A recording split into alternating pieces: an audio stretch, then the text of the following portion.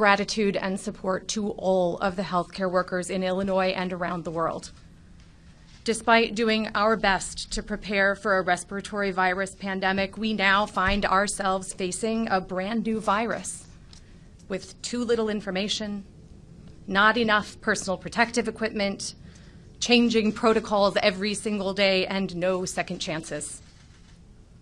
The University of Chicago Medicine and every other hospital in the state has been and is working very closely with our public health departments. Without these partnerships with each other and with public health and the CDC, we could not have made it this far, and we will not get much further. And so I also express my gratitude to everyone working in public health. All of us in the field of infectious diseases and the public health community are united in our efforts and agree with this course of action. I've spoken with many of my colleagues across the city and the state, and we all acknowledge that this is the only way forward. This virus is unforgiving. It spreads before you even know you've caught it, and it tricks you into believing that it's nothing more than a little influenza. For many of us, it may not be much more than the flu. And so it could be very confusing as to why schools are closed, restaurants are shuttered, and now the virus is taking what's left of our precious liberty. But the real problem is not the 80% who will get over this in a week. It's the 20% of patients, the older, those that are immunocompromised, those that have other medical problems, who are going to need a bit more support, some oxygen, or maybe a ventilator, life support. We do amazing things like this to save patients in our American hospitals and across the world every single day, but we can't take care of everyone at once. And we can't keep that low mortality promise if we can't provide the support that our patients need. Our healthcare system doesn't have any slack. There are no empty wards waiting for patients or nurses waiting in the wings. We barely even have enough masks for the nurses that we have. Looking back to the last time we were limited tools and having a dangerous infection spread quickly was the beginning of the 1918 pandemic. 2 cities in America made different choices about how to proceed, and when only a few patients were affected.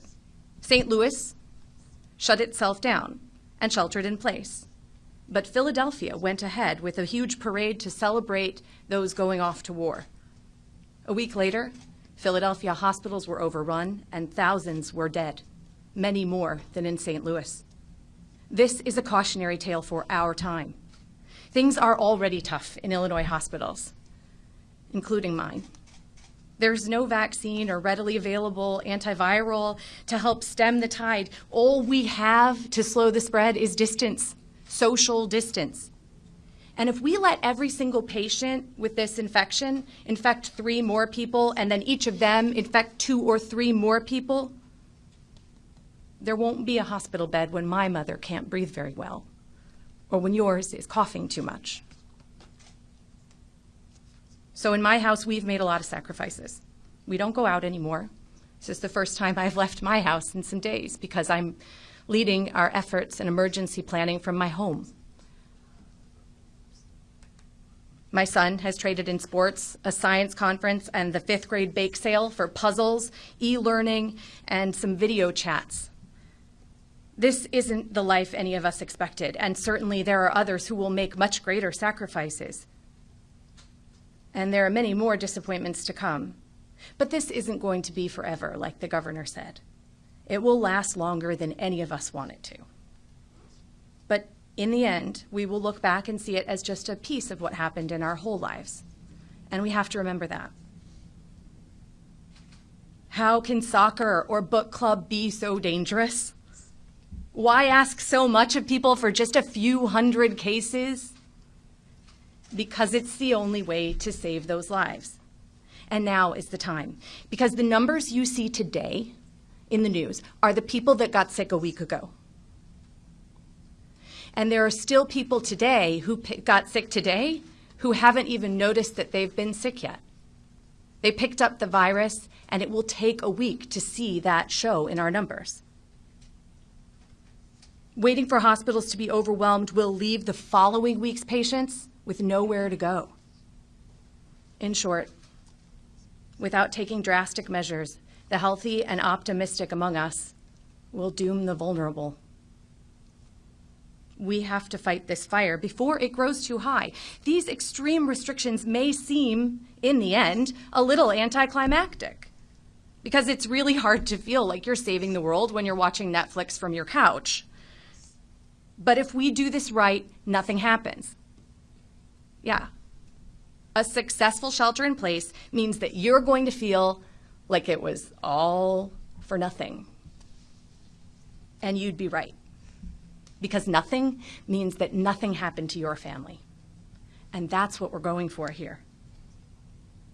Even starting now, we can't stop the cases from coming fast and furious, at least for the next couple of weeks and in the short term. But with a real commitment to sheltering in place and a whole lot of patience, we can help protect our critical workers who need to use public transportation in order to safely get from where they need to go.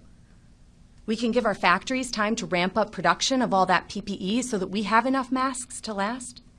And we can make more medications and learn more about how we can use them to help save more lives.